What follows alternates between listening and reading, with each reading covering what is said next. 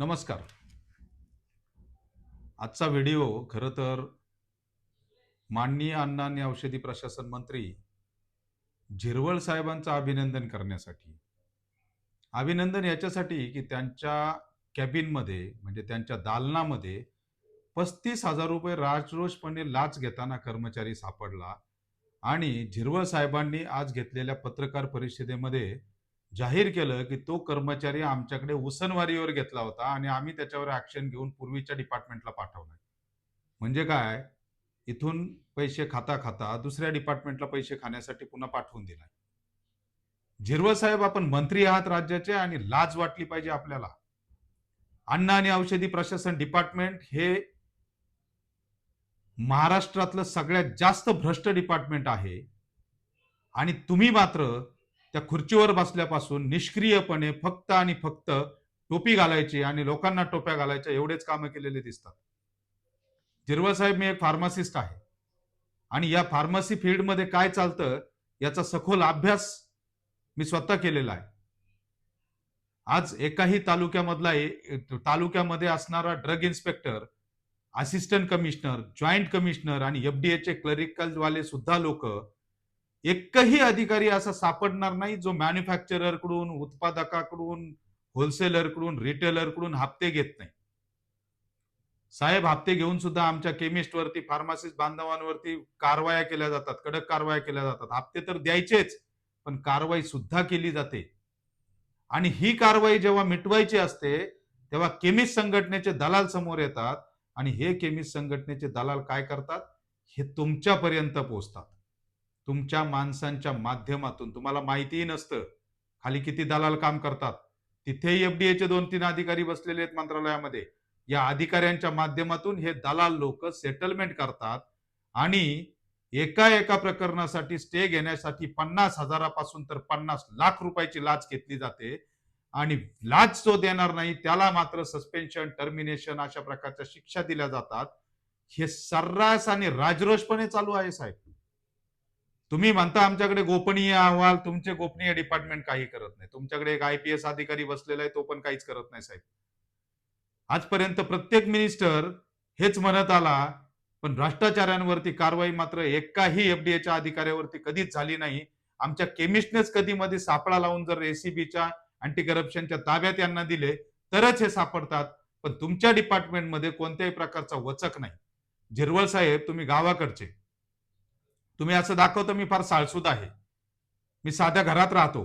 आपण तुमच्या डिपार्टमेंटमध्ये हजारो करोडचा भ्रष्टाचार होतो हा तुम्हाला माहीत नसेल असं मात्र 100% माहीत नाही.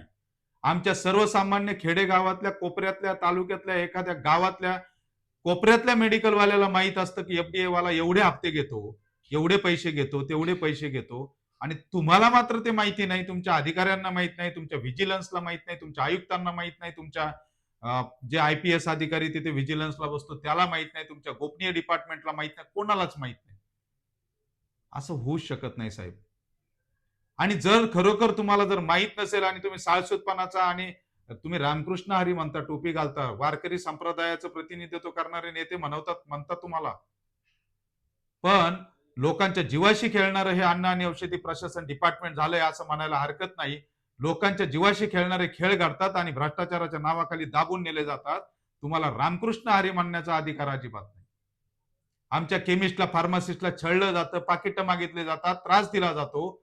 तिथे मात्र तुम्हाला वाच्यता दिसत नाही. तिथे मात्र तुम्ही संघटनेचे दलाल असल्यासारखं काम करता आणि ही संघटना तुम्हाला माल पुरवते, तुम्हाला तुमचे पैसे पुरवते. कंपन्यांचे सुद्धा एजंट तिथे बसलेले असतात. तुमच्या मला चान्स द्या, द्या फक्त 8 दिवस तुमच्या डिपार्टमेंटचे अधिकार माझ्याकडे, तुमचे खास ओएसडी म्हणून भ्रष्टाचार खणून काढण्यासाठी डिपार्टमेंट मधले सगळे तुमचे मासे समोर आणतो आणि सगळ्यांना खडी फोडायला पाठवण्याचं काम माझं. पण तुम्ही ते करू शकत नाहीत, कारण तुमच्यात ती हिंमत नाही, तुमच्यात ती धमक नाही. भाजपच्या कोणत्याच मंत्र्यामध्ये नाही. हे तितकंच त्रिकालाबाधित सत्य आहे. पण साहेब, जनतेसमोर साळसूदपणाचा आव आणू नका. तुमच्या दालनामध्ये भ्रष्टाचार झालाय, तुमच्या दालनामध्ये पैसे घेतले जातात. मॅन्युफॅक्चरर, कुठलाही मॅन्युफॅक्चरर जीएमपी फॉलो करत नाही.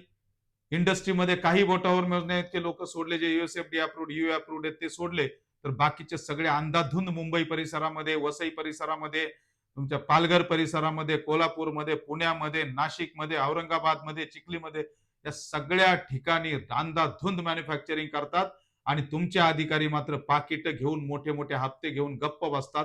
हेच सत्य आहे साहेब.